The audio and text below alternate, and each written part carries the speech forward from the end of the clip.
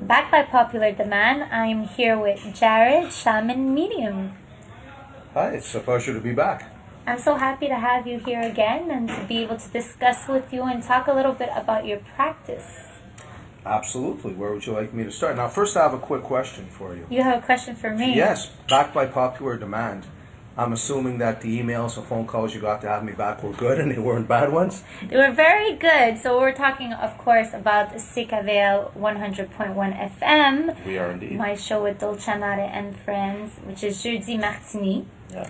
We've already had you on this show, and people were very interested by the subject. Well, it's good to hear, and I think we should just take one moment to thank Joey from Bocce in LaSalle. We're here in a beautiful restaurant, Bocce, and I look forward to a wonderful meal after the interview. So once again, for those who want a great meal, come to Bocce in LaSalle.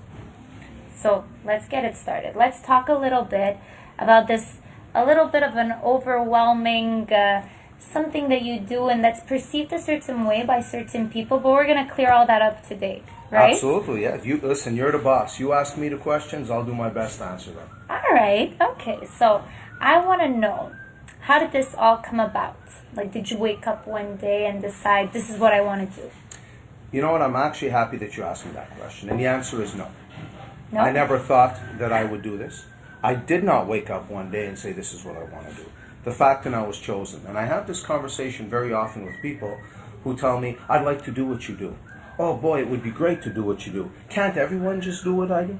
And the fact of the matter is, and I hate to break this to everyone who thinks that they could do what I do, either you're chosen or you're not. Now, to be honest with you, I could have refused. But I learned when God asks you to work for Him, it's a good idea to do so. It's a pleasure and an honor to be able to work with God and the angels with whom I work. So yes, I did not wake up one day and say, hey, I'd like to talk to spirits and I'd like to talk to angels and I'd like to help people with physical problems. No, but I was chosen and I gladly accepted it. There's a lot of responsibility, which I accept, and it's a pleasure and a privilege to be able to do so. Was it scary to be asked to do something like that, or was it something that felt good and it felt natural? It felt pretty natural, to be honest. I knew even as a child that I had a gift, but I just never did anything with it. And the fact of the matter is, God chooses you when the time is right. So I had a gift since I was born, and I was able to see things and do things, but until the time was right for me to put it into proper use, that's when I got the call, so to speak, from above. How old were you when you got this calling? I was an adult when I got the call. It's been a little while that I've been practicing. Of course, like I said, I had a gift even as a young child, but the time wasn't right to actually put it into effect, and I always felt like I had this incredible gift and I had the weight of the world on my shoulders.